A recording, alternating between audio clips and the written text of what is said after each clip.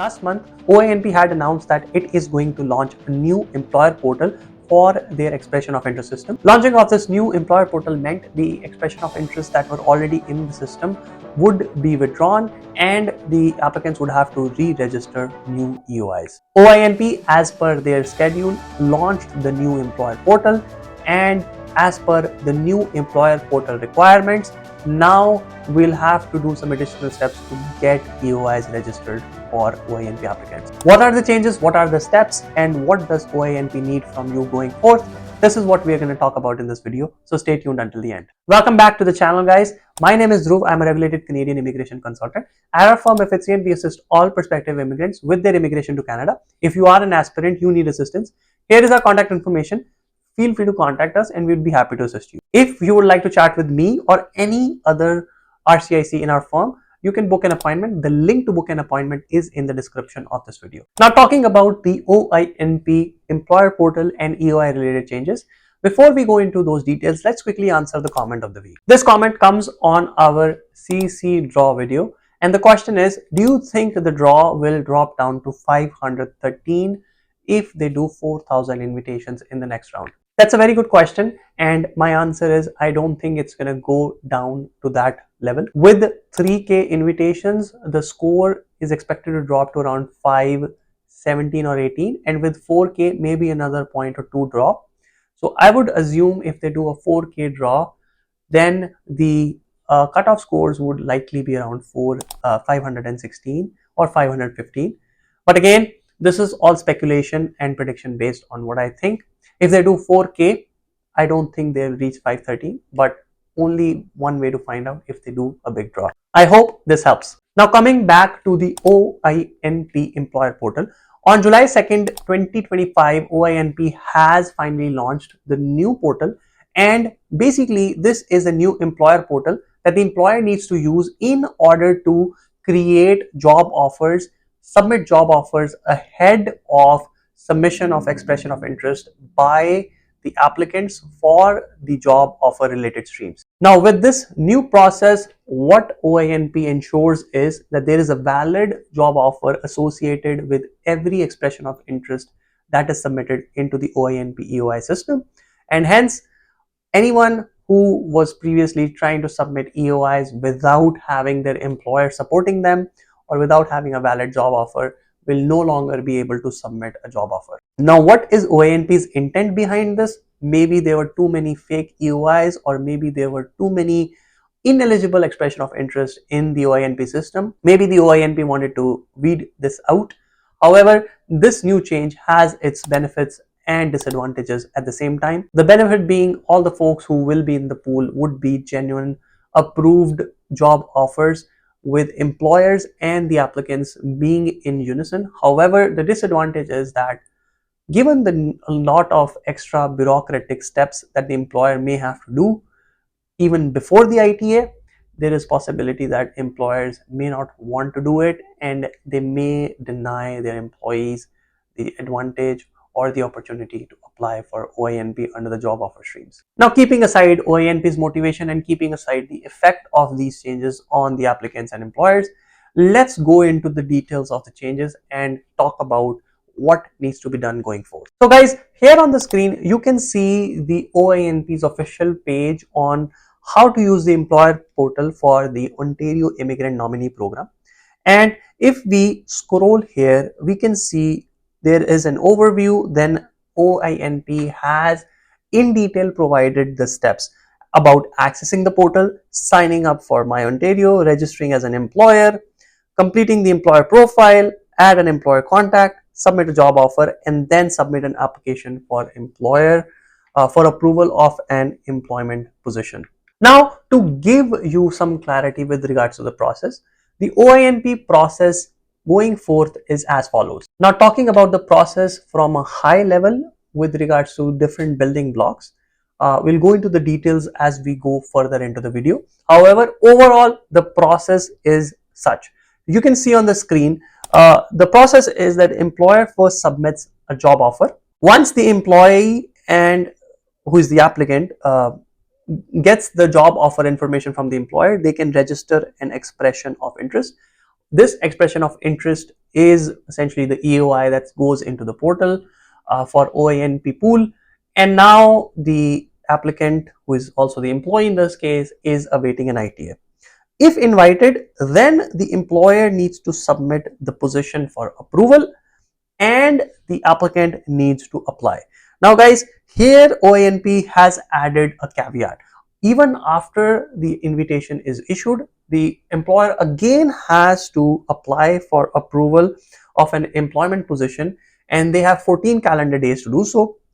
And the employee, who is the applicant, has 17 days from the receipt of the ITA to apply for their application. Now guys, this is a little different from what it used to be before. After the ITA, the applicant had 14 days in total to submit a complete application. Now the employer first has 14 days to submit the application for approval of the job offer, and then the applicant will have 3 extra days, or in total 17 days from the date of ITA to submit their application. Now before, in the process, the 14 days the applicant would use in order to obtain all the documents from the employer form, job offer documents, and everything else. Now instead of 14 days, the employee or the applicant will have 17 days, and in that 17 days the applicant needs to convince the employer and guide them through submitting the application for approval of job offer, followed by the application that they're going to do themselves. So this has kind of complicated the process. OINP already was running on short deadlines. 14 days are usually not enough to get everything in order. That's barely 2 weeks.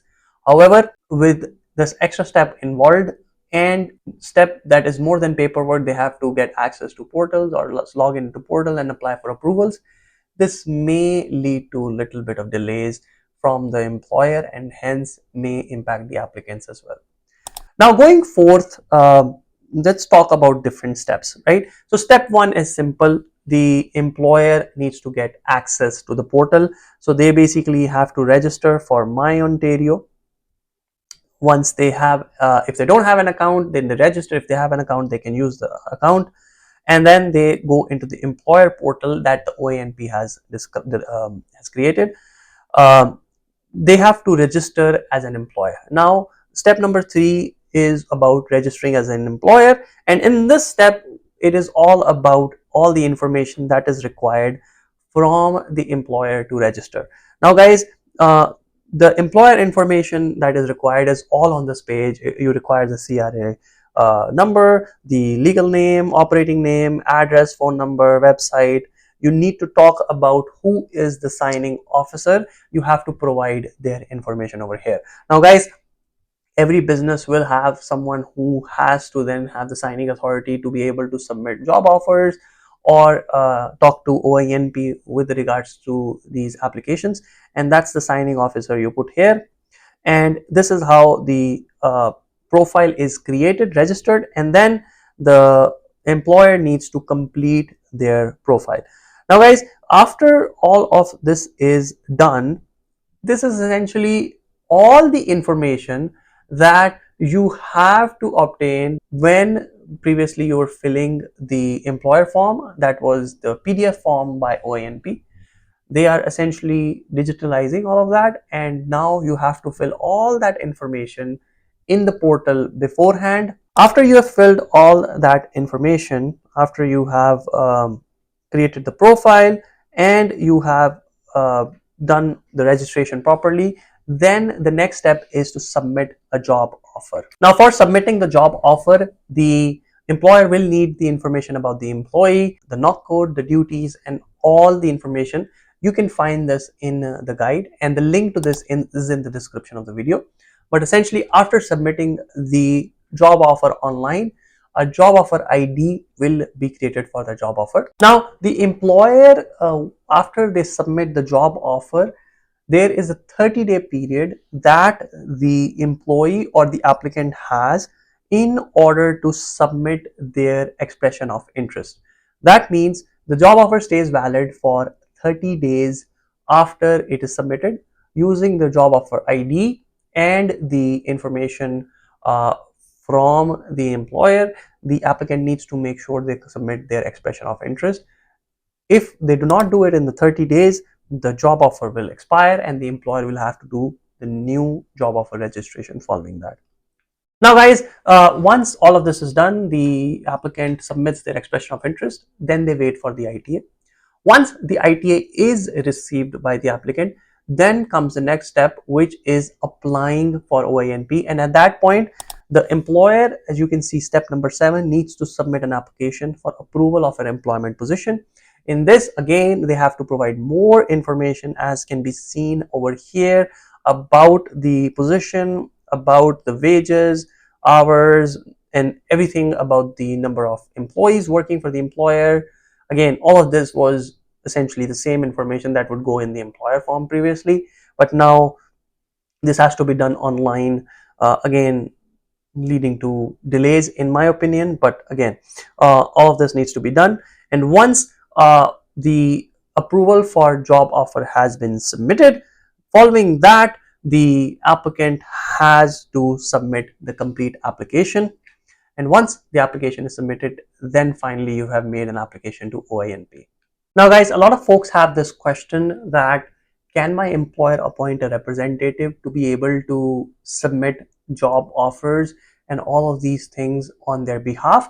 The answer is yes, OINP has provided an option to do that. And on the screen here, you can see the option and the information to be able to adding representative is given by OINP. You can add a representative and you can also remove a representative through the same portal. This is the overall process that OINP has created. In summary, there is a 3-stage procedure now. First, the employer needs to submit the job offer, then the applicant needs to submit their expression of interest within 30-day period, and once the IT is received, then the employer again needs to submit an approval request for that job offer, followed by the applicant making the complete application. So following all these steps now, you would be able to apply for OINP. With regards to the details of submitting the job offer, we have gone over how the employer can sign up, register the company,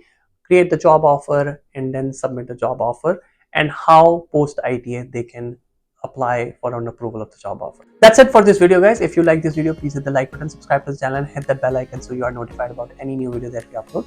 Again, if you need assistance or this is something that will benefit your employer, you can feel free to share this video with them. Thanks a lot for watching guys, and I'll see you in the next video.